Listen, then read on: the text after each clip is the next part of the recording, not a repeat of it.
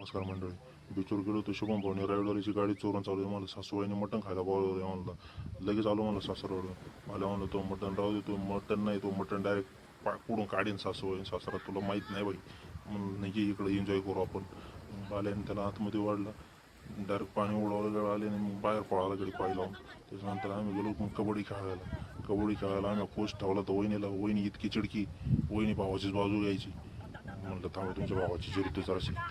भावाची काय जी धरला आणि डायरेक्ट असा घर घर घर घर ओढीत नेला गडी डायरेक्ट पपई फाट्यावच. बाल्या म्हणला बास पाता बास बास म्हणला.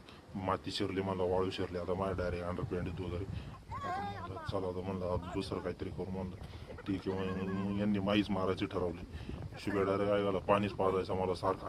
म्हणलं बास ऐकायला मग हातपाय आला ना म्हणून नाटकं करतो काय तू. यांना म्हणलं सिक्स पॅक काढा तुम्हाला काहीतरी. सिक्स पॅक म्हणलं 7-8 सिक्स पॅक्स काढा. ऐकायला सिक्स पॅक नाही, यांनी काहीतरी शिव्या माधुरच्या तर याकडे चाळ करायला लागला बुट्यानं शिव्या. ऐकाले मग जे काय बुट्याक वहिनीने जे बघितलं तिरकीनेच मग ऐकायला लागले, दोघं सपाट करायला लागले.